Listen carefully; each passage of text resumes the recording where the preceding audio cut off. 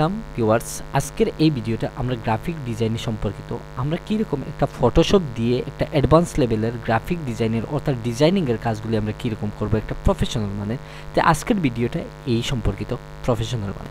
তো চলুন আমি প্রথমে আপনাদেরকে স্ক্রিনে নিয়ে যাচ্ছি এবং স্ক্রিন থেকে আমি আপনাদেরকে প্র্যাকটিক্যালে দেখানোর চেষ্টা করবো যে আমরা একটা ইমেজের কীরকম একটা ব্যাকগ্রাউন্ড খুব ইনস্ট্যান্ট আমরা চেঞ্জ করতে পারবো এবং সেই ব্যাকগ্রাউন্ড চেঞ্জ করার পর একটা প্রফেশনাল মানে একটা লুকস দিয়ে আমরা একটা ব্যাকগ্রাউন্ড দিয়ে দিব।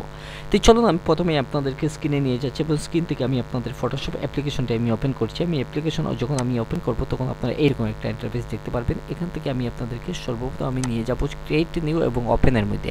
আমি যেহেতু একটা ইমেজ চেঞ্জ করবো যেহেতু আমি এখান থেকে ওপেনে ক্লিক করবো। যখন আমি ক্লিক করবো তখন আমার একটা যে কোনো একটা ইমেজকে আমি পছন্দ করে নিচ্ছি। এই ইমেজকে আমি থাকা অবস্থায় আমি এখানে ওপেন করে দিচ্ছি।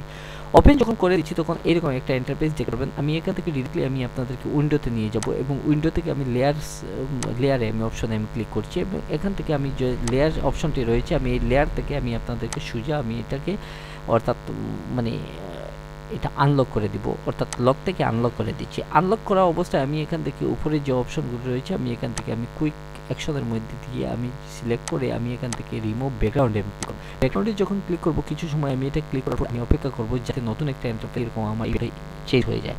তো চেঞ্জ হওয়ার আগ মুহূর্ত পর্যন্ত আপনারা স্কিপ না করে আপনারা সম্পূর্ণ ভিডিওটি দেখার অনুরোধ রইল। যদি আপনাদের এই ভিডিওটি যদি ভালো লাগে তাহলে আপনারা চ্যানেলটি সাবস্ক্রাইব করে পাশে দেওয়া বেল আইকনটি বাজিয়ে দিবেন আর যদি ফেসবুক থেকে হয় তাহলে আপনার বন্ধুবান্ধবকে শেয়ার করে দিবেন। ঠিক আছে, আমি এখান থেকে এইরকম যে ইন্টারফেসে চলে আসছে আমি এখান থেকে আমি কন্ট্রোলে চেপে ধরে আমি এখান থেকে প্লাস বটমে আমি যখন ক্লিক করছি তখন আপনারা দেখতে পারবেন নতুন একটা ইন্টারফেস চলে আসছে। আমি যে উপরের যে লেয়ার অপশন রয়েছে আমি এটাকে সিলেক্ট থাকা অবস্থায় আমি এখান থেকে যদি আমি কন্ট্রোল এবং একটা ব্যাক পেজে যদি আমি ক্লিক করি তখন আপনারা এইরকম একটা ইন্টারফেস দেখতে পাচ্ছেন। আমি এখান থেকে কন্ট্রোল এবং জেড আমি ক্লিক করে দিচ্ছি, আগের অবস্থায় চলে আসছে। আমি নিচের যে লেয়ারটা রয়েছে আমি নিচের লেয়ারটা সিলেক্ট থাকা অবস্থায় আমি কন্ট্রোল এবং এই ব্যাক পেজে আমি যখন ক্লিক করব তখন আপনারা দেখতে পাচ্ছেন অটোমেটিক একটা প্রফেশনাল মানের একটা ব্যাকগ্রাউন্ড হয়ে গেছে। যদি এখন আপনাদের পছন্দ মতো যদি এই রেড কালার না দিয়ে যদি আপনারা ইয়েলো কালার দেন তাহলে আপনারা এই অল্টার এবং ব্যাক পেজে আপনারা যখন ক্লিক করবেন তখন আপনারা এইরকম একটা অপশন দেখতে পারবেন।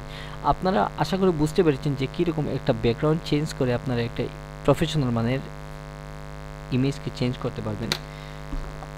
আমি যে এই লেয়ার অবস্থায় যদি থাকা অবস্থায় আমি যদি এখান থেকে যে এই ইমেজকে যদি আমি ব্যাকগ্রাউন্ডটা আমি ব্লার অবস্থায় বা যে কোনো আমি গ্রেডিয়েন্ট একটা কালারকে যদি চয়েস করে নিই তাহলে আমি এখান থেকে গ্রেডিয়েন্ট কালারকে আমি চয়েস করা অবস্থায় আমি এখান থেকে যদি সোজা টান দিয়ে দিই তাহলে আপনারা দেখতে পাচ্ছেন এই ব্যাকগ্রাউন্ডটা অনেকগুলি কালারটা চেঞ্জ হয়ে গেছে। যদি আমি এখান থেকে কালারটা একটু চেঞ্জ করে দিই, যদি একটা ইয়েলো রেড অন্য অনেকগুলি কালার রয়েছে আপনারা এখান থেকে যে কোনো একটা কালারকে পছন্দ যদি করে নেন তাহলে আপনি এখান থেকে ওকে করে দেবো এবং এখান থেকে আমি সোজা একটা টান দিয়ে দিলে আমার ইমেজটা চেঞ্জ হয়ে যাবে। আশা করি বুঝতে পেরেছেন এই ব্যাপারটা আমি কীরকম একটা ইমেজকে প্রফেশনাল মানের একটা এডিটিং করে নিয়েছি। এখন যদি আপনারা পছন্দ মনে করেন যে এই ইমেজটা কীরকম ধরে আপনারা একটা মুভমেন্ট করতে পারবেন, মুভমেন্টটা কীরকম করবেন আমি এই মুভমেন্ট থাকা অবস্থায় আমি এখানে মুভমেন্টে আমি ক্লিক করছি এবং এই উপরের যে লেয়ার থাকা অবস্থায় আমি এখান থেকে যে কোনো একটা জায়গাতে যদি আমি নিয়ে নেই তাহলে আপনারা দেখতে পারবেন কীরকম আমি করে নিচ্ছি। ঠিক আছে, এখন আমি এখান থেকে যদি আমি এই ইমেজকে যদি ডাবল হিসাবে আমি করতে হয় তাহলে আমি এখান থেকে কন্ট্রোল জেতে আমি দিয়ে দেবো এবং এই যে অবস্থা থাকা অবস্থা আমি এখান থেকে এই ইমেজকে এইরকম অবস্থা দিয়েছি। এখন যদি আমার এই ইমেজকে যদি একটু সামান্য ছোটো করতে হয় তাহলে আমি এখানে কন্ট্রোল টি দিয়ে দিব এবং কন্ট্রোল টি থাকা অবস্থায় আমি এখান থেকে ট্রান্সফর্ম থাকা অবস্থায় আমি এখান থেকে একটু ছোটো করে দিচ্ছি, ছোটো করে এইরকম অবস্থা রাখছি। আমি এখান থেকে যদি আপনাদেরকে যদি দেখাই তাহলে এটা আমি রোটেট করে আমি একটা 180 ডিগ্রি বা আমি যে কোনো একটা সাইজকে আমি দিয়ে দিতে পারবো।